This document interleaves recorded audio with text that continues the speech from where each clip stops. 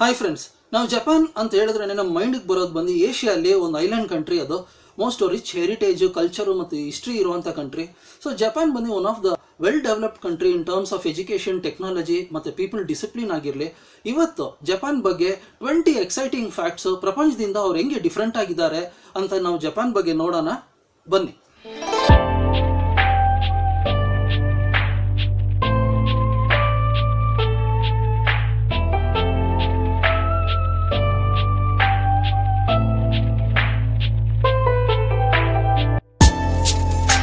ಮೊದಲನೇದು, ನಾನು ಮೋರಿ ನೀರು ಅಂತ ಹೇಳಿದ್ರೇನೆ ನಮ್ಮ ಮೈಂಡಿಗೆ ಬರೋದು ಬಂದು ಗಲೀಜು, ವೇಸ್ಟ್ ನೀರು, ಇದೆಲ್ಲನೇ ನಮ್ಮ ಮೈಂಡಿಗೆ ಬರೋದು.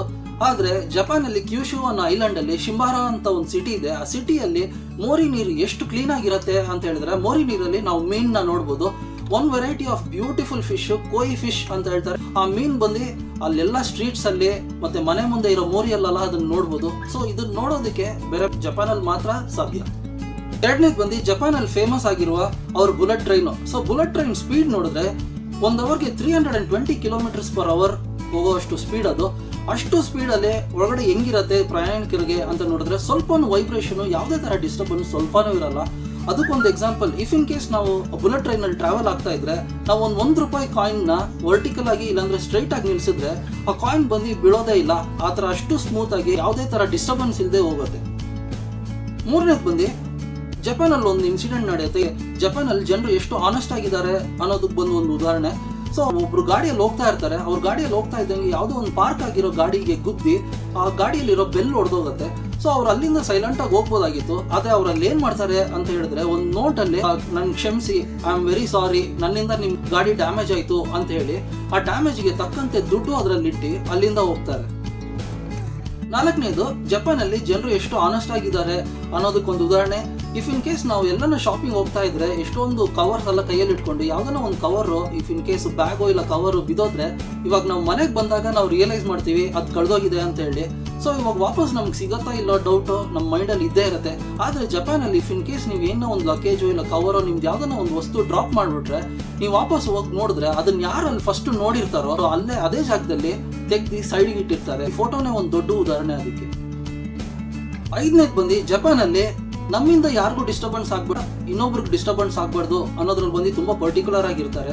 ಸೊ ಅದಕ್ಕೊಂದು ಡಿಫ್ರೆಂಟ್ ಆದ ಉದಾಹರಣೆ ಏನು ಅಂತ ನೋಡಿದ್ರೆ, if in case public toilet ಅಂತ ನಾನು ಹೇಳಿದ್ರೇನೆ ನಮ್ಮ ಪಬ್ಲಿಕ್ ಟಾಯ್ಲೆಟ್ಸ್ ಎಲ್ಲ ಹೆಂಗಿರತ್ತೆ ಅಂತ ಬಂದು ನಿಮ್ಮ ಮೈಂಡಲ್ಲಿ ಇಮ್ಯಾಜಿನೇಷನ್ ಬಂದಿರತ್ತೆ. ಆದರೆ ಜಪಾನಲ್ಲಿ ಪಬ್ಲಿಕ್ ಟಾಯ್ಲೆಟ್ ಬಂದು ಹೆಂಗಿರತ್ತೆ ಅಂತ ನೋಡಿದ್ರೆ, ಅವ್ರು ಯೂಸ್ ಮಾಡ್ತಾ ಇದ್ದಂಗೆ ಒಂಥರ ವೈಟ್ ನಾಯ್ಸ್ ಇಲ್ಲಾಂದ್ರೆ ವೈಟ್ ಸೌಂಡ್ ಅಂತ ಹೇಳ್ತಾರೆ. ಈ ಶಬ್ದ ಇಲ್ಲ ಈ ಮ್ಯೂಸಿಕ್ ಏನಕ್ಕೆ ಬರುತ್ತೆ ಅಂತ ನೋಡಿದ್ರೆ, ನಾವು ಟಾಯ್ಲೆಟ್ ಮಾಡೋ ಶಬ್ದ ಯಾರಿಗೂ ಕೇಳಿಸ್ಬಾರ್ದು, ಯಾರಿಗೂ ಡಿಸ್ಟರ್ಬೆನ್ಸ್ ಆಗಬಾರ್ದು ಅಂತ ಬಂದು ಇಲ್ಲೊಂದು ಟಾಯ್ಲೆಟ್ ಸಿಸ್ಟಮ್ ಇದೆ. ಆರನೇದು, ಜಪಾನಲ್ಲಿ ಟಾಯ್ಲೆಟ್ ಎಷ್ಟು ಸಿಸ್ಟಮ್ಯಾಟಿಕ್ ಆಗಿರುತ್ತೆ ಅಂತ ಒಂದು ಇನ್ನೊಂದು ಉದಾಹರಣೆ. ಸೊ ನಾವು if in case public toilet ಎಲ್ಲ ಹೋದ್ರೆ ನಾವು ಏನ್ ಮಾಡ್ತೀವಿ ಅಂತ ನೋಡಿದ್ರೆ, ಅಲ್ಲಿರೋ ಡೋರು ಬಾಕ್ಲೆಲ್ಲ ಪುಷ್ ಮಾಡಿ ನೋಡ್ತಾ ಇರ್ತೀವಿ ಯಾವ್ದು ವೇಕೆಂಟ್ ಆಗಿರುತ್ತೆ, ಯಾವ್ದು ಕ್ಲೀನ್ ಆಗಿರುತ್ತೆ ಅಂತ ಹೇಳಿ. ಆದ್ರೆ ಜಪಾನಲ್ಲಿ ಒಂದು ಬ್ಯೂಟಿಫುಲ್ ಸಿಸ್ಟಮು ಏನು ಅಂತ ನೋಡಿದ್ರೆ, ಅಲ್ಲಿ ಟಾಯ್ಲೆಟ್ ಪಬ್ಲಿಕ್ ಟಾಯ್ಲೆಟ್ ಎಂಟ್ರೆನ್ಸ್ ಅಲ್ಲೇ ನಿಮಗೆ ಬಂದು ಒಂದು ಡಿಸ್ಪ್ಲೇ ಸ್ಕ್ರೀನ್ ಇರುತ್ತೆ. ಆ ಡಿಸ್ಪ್ಲೇ ಸ್ಕ್ರೀನ್ ಅಲ್ಲಿ ಯಾವ್ದೆಲ್ಲ ಆಕ್ಯುಪೈಡ್, ಯಾವ್ದೆಲ್ಲ ವೇಕೆಂಟ್ ಅಂತ ಬಂದು ಕ್ಲೀನ್ ಆಗಿ ನಮ್ಗೆ ಗೊತ್ತಾಗುತ್ತೆ. ಅಷ್ಟೊಂದು ಕ್ಲೀನ್ ಆಗಿ ಒಂದು ಸಿಸ್ಟಮ್ಯಾಟಿಕ್ ಆಗಿರುತ್ತೆ.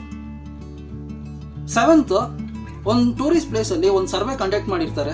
ಸೊ ಯಾವ ಕಂಟ್ರಿಯಿಂದ ಅಲ್ಲಿ ಟೂರಿಸ್ಟ್ ಬಂದಿರ್ತಾರೋ ಅವ್ರ ಬಾವುಟ ಕೆಳಗಡೆ ಇರೋ ಪೇಪರ್ ಅಲ್ಲಿ ಒಂದು ರೆಡ್ ಬೋಟ್ ಇಡಬೇಕು ಅಂತ ಕೇಳಿ. ಸೊ ಈ ಫೋಟೋಲ್ ನೋಡಿದ್ರೆ ನೀವು ಫ್ರಾನ್ಸ್ದು, America, Japan, Korea, China, Malaysia ಅಂತ ಎಷ್ಟೊಂದು ಕಂಟ್ರೀಸ್ದು ಬಾವುಟ ಅದ್ರ ಕೆಳಗಡೆ ಬಂದು ಅಲ್ಲಿ ಬೊಟ್ಟಿಟ್ಟಿರೋದು ನೋಡ್ಬೋದು. ಆದರೆ ಜಪಾನ್ ಮತ್ತೆ ಅದರ್ ಕಂಟ್ರೀಸ್ಗೆ ನೀವು ಕ್ಲಿಯರ್ ಆಗಿ ಡಿಫ್ರೆನ್ಸ್ ನೋಡ್ಬೋದು. ಜಾಪನೀಸ್ ಎಷ್ಟು ಡಿಸಿಪ್ಲಿನ್ಡ್ ಆಗಿ ಆ ಬೊಟ್ಟಿಟ್ಟಿರ್ತಾರೆ ಅನ್ನೋದಕ್ಕೆ ಇದೊಂದು ಉದಾಹರಣೆ. ಸೊ ಎಂಟನೇದು ಬಂದು ನಾವು ಡೇ ಟು ಡೇ ಯೂಸ್ ಮಾಡುವಂಥ ಒಂದು ವಸ್ತು ಮೊಬೈಲ್ ಫೋನು. ಸೊ ಬೆಳಗ್ಗೆ ಎದ್ದಿದ್ರಿಂದ ನೈಟ್ ನಿದ್ರೆಗೆ ಹೋಗೋವರೆಗೂ ಯೂಸ್ ಮಾಡ್ತಾನೆ ಇರ್ತೀವಿ. ಎಸ್ಪೆಷಲಿ ಆ ಟಚ್ ಸ್ಕ್ರೀನು, ಅದರಲ್ಲಿ ಎಷ್ಟು ಕೊಳೆ ಇರುತ್ತೆ, ಎಷ್ಟು ಬ್ಯಾಕ್ಟೀರಿಯಾ ಇರುತ್ತೆ ಅಂತ ಬಂದು ನಾವು ಯಾವಾಗ ಗೆಸ್ ಮಾಡಿರ್ತೀವ. ಜಪಾನಲ್ಲಿ ಬಂದು ಪಬ್ಲಿಕ್ ಪ್ಲೇಸಸಲ್ಲಿ ಬಂದು ಈ ಮೊಬೈಲ್ ಕ್ಲೀನರು ಇಲ್ಲ ವೈಪ್ ಡಿಸ್ಪೆನ್ಸರ್ಸ್ ಇರುತ್ತೆ. ನಾವು ಯಾವಾಗನ ಅದನ್ನ ಹೋಗಿ ಆ ಡಿಸ್ಪೆನ್ಸರಿಂದ ವೈಪ್ ತೊಗೊಂಡು ಮೊಬೈಲ್ನ ಕ್ಲೀನಾಗಿ ಇಟ್ಕೊಳ್ಳೋಕ್ಕೆ ಅಲ್ಲೊಂದು ವ್ಯವಸ್ಥೆ ಇದೆ. ಒಂಬತ್ತನೇದು ಬಂದು ನೀವು ನೋಡ್ತಾ ಇರೋ ಫೋಟೋ ಬಂದು ಜಪಾನ್ ರೈಲ್ವೆ ಸ್ಟೇಷನ್ ಅಲ್ಲಿ ಜನರು ಟ್ರೈನ್ ಬರಕ್ ಮುಂಚೆ ನಿಂತಿರುವ ವಿಧಾನ, ಅಷ್ಟು ಡಿಸಿಪ್ಲಿನ್ಡ್ ಆಗಿ ಅಷ್ಟು ಲೈನಲ್ಲಿ ನಿಂತಿರ್ತಾರೆ. ಸೊ ಯೋಚನೆ ಮಾಡಿ ನೋಡಿ, ಕಂಪ್ಯಾರಿಟಿವ್ಲಿ ನಾವು ಇಂಡಿಯಾಲಿ ಯಾವಾಗನ ಟ್ರೈನ್ ಬರಕ್ ಮುಂಚೆ ಈ ತರ ಇಷ್ಟು ಡಿಸಿಪ್ಲಿನ್ ಆಗಿ ನಿಂತ್ಕೊಂಡಿದೀವ, ಇಲ್ಲ ಅಟ್ಲೀಸ್ಟ್ ಫ್ಯೂಚರ್ ಅಲ್ಲಿ ನಿಂತ್ಕೊಂತೀವ ಅಂತ ಗೊತ್ತಿಲ್ಲ. ಸೊ ಇದು ಹೇಳ್ತಾ ಇದ್ದಂಗೆ ನನಗೊಂದು ಚಿಕ್ಕ ಎಕ್ಸಾಂಪಲ್ ಜ್ಞಾಪಕಕ್ಕೆ ಬರ್ತಾ ಇರೋದು Mumbai local railway station. So ಅಲ್ಲಿ ಟ್ರೈನ್ ನಿಂತಿದ ತಕ್ಷಣ ಒಂದೇ ಸತಿ ಒಂದು 100 ಜನ ಒಂದೇ ಸತಿ ಆಚೆ ಬರ್ತಾರೆ, ಒಂದು 100 ಜನ ಒಂದೇ ಸತಿ ಒಳಗಡೆ ಹೋಗ್ತಾರೆ. ಆ ಚಿಕ್ಕ ಡೋರಲ್ಲಿ ಅಷ್ಟು ಕೆಯೋಟಿಕ್ ಆಗಿರುತ್ತೆ ಆ ಸಿಚುವೇಶನ್. ಸೊ ನಾವು ಅಷ್ಟು ಡಿಸಿಪ್ಲಿನ್ ಆಗಿ ಇರಬೇಕು, ಆತಂಕ ಖಂಡಿತ ಇದೆ. 10ನೇದು, ನಾವು ಟ್ರೈನ್ ಟ್ರಾವೆಲ್ ಅಂತ ಹೇಳಿದ್ರೇನೆ ನಾವು ಜರ್ನಿ ಮಾಡಿ ಮುಗಿಸೋ ಅಷ್ಟರಲ್ಲಿ ಅಷ್ಟೊಂದು ಟಯರ್ಡ್ ಇಲ್ಲ ಸುಸ್ತಾಗೋಗಿರ್ತೀವಿ. ಆದರೆ ಜಪಾನಲ್ಲಿ ಟೊರೈಯೋ ಸುಬಾಸೋ ಅಂತ ಒಂದು ಟ್ರೈನ್ ಇದೆ. ಎಷ್ಟು ರಿಲ್ಯಾಕ್ಸಿಂಗ್ ಆಗಿರುತ್ತೆ ಅಂತ ಹೇಳಿದ್ರೆ ಅದರಲ್ಲಿ ವಾಟರ್ ಟಬ್ಸ್ ಇರುತ್ತೆ. ಅದರಲ್ಲಿ ನಾವು ಕಾಲಿಕ್ಕೆ ವಾಟರ್ ಮಸಾಜ್ ಮಾಡ್ಕೊಂಡೇ ಹೋಗ್ಬೋದು, ಎಷ್ಟೊತ್ತು ಬೇಕೋ ಅಷ್ಟೊತ್ತು ಮಾಡ್ಕೊಬೋದು. ಆಮೇಲೆ ಸೀಟಲ್ಲಿ ಅಷ್ಟೊಂದು ಕಂಫರ್ಟಬಲ್ ಆಗಿರುತ್ತೆ. ಸೊ ಟೋಟಲಿ ಜರ್ನಿನೇ ರಿಲ್ಯಾಕ್ಸಿಂಗ್ ಆಗಿರುತ್ತೆ ಅಂತ ಹೇಳ್ತಾರೆ. 11th ಬಂದು ಜಾಪನೀಸ್ ಪಂಕ್ಚುಯಾಲಿಟಿಗೆ ಬಂದು ಒಂದು ದೊಡ್ಡ ಉದಾಹರಣೆ. ಸೊ ಟೋಕಿಯೋ ಸಿಟಿಯಲ್ಲಿ ಸೊಕುಬಾ ಎಕ್ಸ್ಪ್ರೆಸ್ ಅಂತ ಒಂದು ಎಕ್ಸ್ಪ್ರೆಸ್ ಟ್ರೈನ್ ಇದೆ. ಸೊ ಅವ್ರು ಬಂದು 20 ಸೆಕೆಂಡ್ಸ್, ಎಷ್ಟು ಅಂದರೆ ಬೇರೆ 20 ಸೆಕೆಂಡ್ಸ್ ಮುಂಚಿತವಾಗಿ ಬೇಗ ಟ್ರೈನ್ ತೆಗೆದು ಬಿಡ್ತಾರೆ. ಸೊ ಟ್ರೈನ್ ತೆಗೆದಿದ್ರಿಂದ ಅವ್ರು ಬಂದು ಪಬ್ಲಿಕ್ ಅಪಾಲಜಿ ಕೊಡ್ತಾರೆ. ಸೊ ಏನಕ್ಕೆ ಅಂತ ಕೇಳಿದ್ರೆ ಜಪಾನಲ್ಲಿ ಬಂದು ಜನರು ಎಷ್ಟು ಪಂಕ್ಚುವಲ್ ಅಂತ ಹೇಳಿದ್ರೆ ಅವ್ರು ಒಂದು ಟೈಮ್ ಹೇಳಿದ್ರೆ ಆ ಟೈಮ್ಗೂ 5 ನಿಮಿಷ ಮುಂಚೆನೇ ಆ ಜಾಗಕ್ಕೆ ಹೋಗಿ ಸೇರಬೇಕು ಅನ್ನೋದ್ರಲ್ಲಿ ಬಂದು ತುಂಬ ಪರ್ಟಿಕ್ಯುಲರ್ ಆಗಿರ್ತಾರೆ. ಸೊ ಇದೇ ಥರ ಇನ್ನೊಂದು ಇನ್ಸಿಡೆಂಟ್ ಬಂದು 5 ನಿಮಿಷ ಟ್ರೈನ್ ಲೇಟ್ ಆಗಿರುತ್ತೆ ಒಂದು ಕಡೆ. ಸೊ ಅಲ್ಲಿ ಬಂದು ಏನು ಮಾಡ್ತಾರೆ ಅಂತ ಹೇಳಿದ್ರೆ 5 ನಿಮಿಷ ಲೇಟ್ ಆಗಿರೋದಕ್ಕೆ ಇಫ್ ಇನ್ ಕೇಸ್ ಆ ಟ್ರೈನ್ ಒಳಗಡೆ 500 ಪ್ಯಾಸೆಂಜರ್ ಇದ್ದರೆ 500 ಪ್ಯಾಸೆಂಜರ್ಸ್ಗೂ ಅಕ್ನಾಲೆಜ್ಮೆಂಟ್ ಪೇಪರ್ ಕೊಡ್ತಾರೆ, ಒಂದು ಚಿಕ್ಕ ಚೀಟಿ ಕೊಡ್ತಾರೆ. ಏನಕ್ಕಂದರೆ ಅವ್ರ ವರ್ಕ್ ಪ್ಲೇಸಸ್ಸಲ್ಲಿ ಅವ್ರು ಹೋಗಿ ನೋಡಿ ಪರ್ಮಿಷನ್ ತೊಗೊಳ್ಳೋಕ್ಕೆ ಅದೊಂದು ಅಕ್ನಾಲೆಜ್ ಇರುತ್ತೆ ಅಂತ ಹೇಳಿ ಅಷ್ಟು ಡಿಸಿಪ್ಲಿನ್ಡ್ ಆಗಿರ್ತಾರೆ ಜಪಾನಲ್ಲಿ. 12th ಬಂದು 12ನೇದು ಬಂದು ನಾವು ಇಂಟರ್ನೆಟ್ ಯೂಸ್ ಮಾಡ್ತೀವಿ. Internet day to day use ಮಾಡ್ತೀವಿ. ಎಷ್ಟೊಂದು ಪ್ರಾಬ್ಲಮ್ಸ್ ಫೇಸ್ ಮಾಡ್ತೀವಿ, ಸ್ಟಾಪೇಜು, ಕನೆಕ್ಷನ್ ಇಶ್ಯೂ ಮತ್ತು ಟವರ್ ಇಶ್ಯೂ ಅಂತ ಹೇಳಿ. ಸೊ ಜಪಾನಲ್ಲಿ ಇಫ್ ಇನ್ ಕೇಸ್ ನಾವು ಹೋಟೆಲ್ಸ್ಗೆ ಹೋದರೆ ಅಲ್ಲಿ ಬಂದು ವೈಫೈ ಫ್ರೀ ಇಲ್ಲಾಂದರೆ ಇಂಟರ್ನೆಟ್ ಕನೆಕ್ಷನ್ಸ್ ಎಲ್ಲ ಇರುತ್ತೆ. ಸೊ ಜಪಾನಲ್ಲಿ ನಡೆದಿರೋ ಒಂದು ಇನ್ಸಿಡೆಂಟ್ ಏನು ಅಂತ ಕೇಳಿದ್ರೆ ಒಂದು ಹೋಟೆಲಲ್ಲಿ ಬಂದು 1 ನಿಮಿಷ ಇಂಟರ್ನೆಟ್ ಸ್ಟಾಪೇಜ್ ಆಗಿರುತ್ತೆ. ಎಷ್ಟು ಅಂದರೆ 1 ನಿಮಿಷ ಅಂದರೆ 60 ಸೆಕೆಂಡು. ಆ 60 ಸೆಕೆಂಡ್ ಯಾವಾಗ ಸ್ಟಾಪ್ ಆಗಿದೆ ಅಂದರೆ ಬೆಳಗ್ಗೆ 4 ಗಂಟೆಗೆ. ಅದಕ್ಕೆ ಹೋಟೆಲ್ ಬಂದು ಎಲ್ಲರಿಗೂ ಅಪಾಲಜಿ ಕೊಟ್ಟಿರ್ತಾರೆ, ಯೋಚನೆ ಮಾಡಿ ನೋಡಿ. ಸೊ 13 ಬಂದು ATM ಮೆಷಿನು. ಸೊ ನಾವು ATM ಮೆಷಿನ್ ರೆಗ್ಯುಲರ್ ಆಗಿ ಯೂಸ್ ಮಾಡ್ತೀವಿ. ಸೊ ಆ ರೂಮಲ್ಲಿ ನೋಡಿದ್ರೆ ಏನು ನಮ್ಗೆ ಫೆಸಿಲಿಟಿ ಇರುತ್ತೆ ಅಂತ ನೋಡಿದ್ರೆ ಬೇರೆ ಆ ವೆಂಡಿಂಗ್ ಮೆಷಿನ್ ಇರುತ್ತೆ ಅಷ್ಟೇ, ದುಡ್ಡು ವೆಂಡಿಂಗ್ ಮೆಷಿನು. ಸೊ ಜಪಾನಲ್ಲಿ ನೋಡಿದ್ರೆ ಒಂದು ವಾಕಿಂಗ್ ಸ್ಟಿಕ್ ಇಡೋಕ್ಕೆ ಒಂದು ಜಾಗ ಮತ್ತು ಗ್ಲಾಸ್ ಇಡೋಕ್ಕೆ ಒಂದು ಪಾಕೆಟ್ ಇರುತ್ತೆ. ಸೊ ಏನಕ್ಕೆ ಅಂತ ನೋಡಿದ್ರೆ ಜಪಾನಲ್ಲಿ ಬಂದು ವಯಸ್ಸಾಗಿರೋರ ಸಂಖ್ಯೆ ಅಂದರೆ ಓಲ್ಡ್ ಏಜ್ ಪೀಪಲ್ ಬಂದು ತುಂಬ ಜಾಸ್ತಿ. ಸೊ ವಾಕಿಂಗ್ ಸ್ಟಿಕ್ ಯೂಸ್ ಮಾಡೋರ ಸಂಖ್ಯೆ ಜಾಸ್ತಿ ಇರೋದ್ರಿಂದ ಅಲ್ಲಿ ವಾಕಿಂಗ್ ಸ್ಟಿಕ್ ಇಡೋದಕ್ಕೆ ಒಂದು ಸ್ಟ್ಯಾಂಡು ಮತ್ತು ಗ್ಲಾಸ್ ಇಡೋದಕ್ಕೆ ಒಂದು pocket most of the ATMs ಅಲ್ಲಿ ನಾವು ನೋಡ್ಬೋದು. 14th ಬಂದು ನಮ್ಮಲ್ಲಿ ಎಷ್ಟೊಂದು ಜನ ದೊಡ್ಡ ಇನ್ಫ್ರಾಸ್ಟ್ರಕ್ಚರ್ ಇರೋ ಆಫೀಸಲ್ಲಿ ಕೆಲಸ ಮಾಡ್ತೀವಿ. ಅಂದರೆ ಎಷ್ಟೊಂದು ಎಸ್ಕಲೇಟರ್ಸು, ಲಿಫ್ಟ್ಸ್ ಎಲ್ಲ ಇರುತ್ತೆ. ಸೊ ಒಸಾಕಾ ಸಿಟಿ ಜಪಾನಲ್ಲಿ ಎಷ್ಟೊಂದು ಆಫೀಸ್ ಬಿಲ್ಡಿಂಗ್ಸಲ್ಲಿ ಏನಿರುತ್ತೆ ಅಂತ ನೋಡಿದ್ರೆ ಈ ಲಿಫ್ಟಲ್ಲಿ ನೋಡಿದ್ರೆ ಒಂದು ಅಂಬ್ರಲಾ ಸೈನ್ ಇರುತ್ತೆ. ಈ ಅಂಬ್ರಲಾ ಸೈನ್ ಏನಕ್ಕೆ ಲಿಫ್ಟ್ ಒಳಗಡೆ ಇದೆ ಅಂತ ಹೇಳಿದ್ರೆ ಇಫ್ ಇನ್ ಕೇಸ್ ನೀವು ಲಿಫ್ಟಲ್ಲಿ ಟ್ರಾವೆಲ್ ಆಗ್ತಾ ಇದ್ದಂಗೆ ಬಿಲ್ಡಿಂಗ್ ಆಚೆ ರೈನು ಇಲ್ಲ ಮಳೆ ಬಂದರೆ ಆ ಅಂಬ್ರಲಾ ಬಂದು ಉರಿಯುತ್ತೆ, ಆ ಛತ್ರಿ ಬಂದು ಆನ್ ಆಗುತ್ತೆ. ಸೊ ನಮ್ಗೆ ಆಟೋಮೆಟಿಕ್ ಗೊತ್ತಾಗುತ್ತೆ ಆಚೆ ಕಡೆ ಬಂದು ರೈನು ಇಲ್ಲ ಮಳೆ ಶುರು ಆಗಿದೆ ಅಂತ ಹೇಳಿ.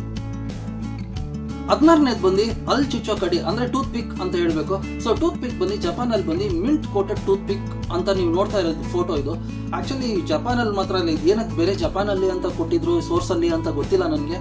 ಆದರೆ ನಾವು ಇಂಡಿಯಾಲ್ಲೂ ಇದು ಅವೈಲಬಲ್, ಇದು ನಾನೇ ಯೂಸ್ ಮಾಡಿದ್ದೀನಿ. ಸೊ ಟೂತ್ ಪಿಕ್ ನೀವು ಯೂಸ್ ಮಾಡ್ತಾ ಇದ್ದಂಗೆ ನಿಮಗೆ ಮಿಂಟ್ ಫ್ಲೇವರ್ ಬಾಯಲ್ಲಿ ಗೊತ್ತಾಗುತ್ತೆ. ಸೊ ಜಪಾನಲ್ಲಿ ಮಾತ್ರ ಅಲ್ಲ, ಇಂಡಿಯಾಲ್ಲೂ ಇದೆ ಇದು.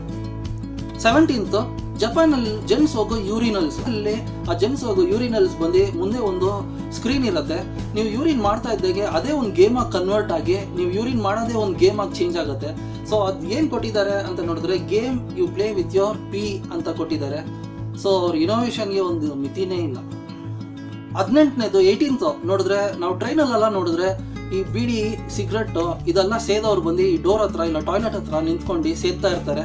ಸೊ ಅಲ್ಲೆಲ್ಲ ಗಲೀಜಾಗಿರುತ್ತೆ, ಇಲ್ಲಾಂದ್ರೆ ಅದನ್ನ ಆಚೆ ಎಸಿತಾರೆ. ಸೊ ಜಪಾನಲ್ಲಿ ಒಂದು ಸಿಸ್ಟಮ್ ಇದೆ, ಏನು ಅಂತ ನೋಡಿದ್ರೆ ಜಪಾನ್ ಟ್ರೈನಲ್ಲಿ ಸ್ಮೋಕರ್ಸ್ಗೆ ಒಂದು ಸಪ್ರೇಟ್ ಕ್ಯಾಬಿನ್ನು ಇಲ್ಲ ಒಂದು ರೂಮ್ ಇದೆ. So designated smoking rooms on a trains in Japan, separately ಅವ್ರಿಗೆ ಅಂತ ಒಂದು ಪ್ಲೇಸ್. 19th ಬಂದು ಇವಾಗ ನೀವು ನೋಡ್ತಾ ಇರೋ ಜ್ಯೂಸ್ ಕ್ಯಾನ್ ಮೇಲೆ ಡಾಟ್ಸ್ ಇದೆ.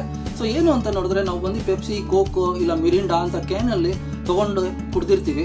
ಸೊ ನೀವು ತೊಗೊಳ್ಳೋ ಕ್ಯಾನಲ್ಲಿ ಈ ಥರ ಡಾಟ್ಸ್ ಇದೆಯಾ ಅಂತ ನೋಡಿರ್ತೀರಾ. ಆದರೆ ಜಪಾನಲ್ಲಿ ಈ ಥರ ಡಾಟ್ಸ್, ಅದಕ್ಕೆ ಬಂದು ಲೂಯಿಸ್ ಬ್ರೈಲ್ ಡಾಟ್ಸ್ ಅಂತ ಹೇಳ್ತಾರೆ. ಇಫ್ ಇನ್ ಕೇಸ್ ಕಣ್ಣಿಲ್ದಿರೋರು ಆ ಕ್ಯಾನ್ ತೊಗೊಂಡ್ರೆ ಅದು ಯಾವ ಜ್ಯೂಸು ಅಂತ ಕಂಡುಹಿಡಿಯೋಕ್ಕೆ ಆ ಡಾಟ್ಸ್ ಇರುತ್ತೆ ಜಪಾನಲ್ಲಿ ಮಾತ್ರ. ಕೊನೆಯದಾಗಿ 20th ನೋಡಿದ್ರೆ ವಾಟರ್ ಮೆಲನು. ಸೊ ವಾಟರ್ ಮೆಲನ್ ಅಂತ ಹೇಳಿದ್ರೇ ತುಂಬ ಜನಕ್ಕೆ ಇಷ್ಟ, ಸಮ್ಮರ್ ಟೈಮಲ್ಲಿ ಎಲ್ಲರೂ ತಿಂತೀವಿ. ಸೊ ವಾಟರ್ ಮೆಲನ್ ಶೇಪ್ ನೋಡಿದ್ರೆ ರೌಂಡ್ ಆಗಿರುತ್ತೆ. ಆದರೆ ಜಪಾನಲ್ಲಿ ಮಾತ್ರ, ಪ್ರಪಂಚದಲ್ಲಿ ಜಪಾನಲ್ಲಿ ಮಾತ್ರ ಸ್ಕ್ವಯರ್ ವಾಟರ್ ಮೆಲನ್ ಸಿಗುತ್ತೆ. ಸೊ ಹೆಂಗೆ ಅಂತ ನೋಡಿದ್ರೆ ಅದು ಸ್ಕ್ವೇರ್ ಆಗಿ ಬೆಳೆಯತ್ತಾ ಅಂತ ನೋಡಿದ್ರೆ ಇಲ್ಲ, ಅದಕ್ಕೆ ಅಂತ ಒಂದು ಸಪ್ರೇಟ್ ಸ್ಪೆಷಲ್ ಫ್ರೇಮ್ ಇಟ್ಕೊಂಡಿರ್ತಾರೆ. ಅದು ಬೆಳೀತಾ ಇದ್ದಂಗೆ, ಆ ಫ್ರೇಮಲ್ಲಿ ಬೆಳೀತಾ ಇದ್ದಂಗೆ ಆಟೋಮೆಟಿಕ್ಲಿ ಅದು ಸ್ಕ್ವೇರ್ ಆಗಿ ಬರುತ್ತೆ. ಏನಕ್ಕೆ ಅಂತ ನೋಡಿದ್ರೆ ಕಟ್ ಮಾಡೋಕ್ಕೂ ಈಸಿ, ವೇಸ್ಟೇಜು ತುಂಬ ಕಮ್ಮಿ ಅನ್ನೋ ಕಾರಣದಿಂದ. ಅಗೇನ್ ಜಪಾನಲ್ಲಿ ಮಾತ್ರ. ಕ್ವಿಕ್ ಎಕ್ಸೈಟಿಂಗ್ ಫ್ಯಾಕ್ಟ್ಸಲ್ಲಿ ನಿಮ್ಗೆ ಯಾವ್ದು ತುಂಬ ಇಂಟ್ರೆಸ್ಟಿಂಗ್ ಅನ್ನಿಸ್ತು, ಡಿಫ್ರೆಂಟ್ ಅನ್ನಿಸ್ತು, ಇಲ್ಲ ನಮ್ಗೆ ಗೊತ್ತಿಲ್ದಿರೋದು ಕಮೆಂಟಲ್ಲಿ ಖಂಡಿತ ಹೇಳಿ. Until see you again in another interesting videos. ಈ ಫ್ರಮ್ ರಿಟೋ ಆಂಥನಿ. ಚಿಯರ್ಸ್.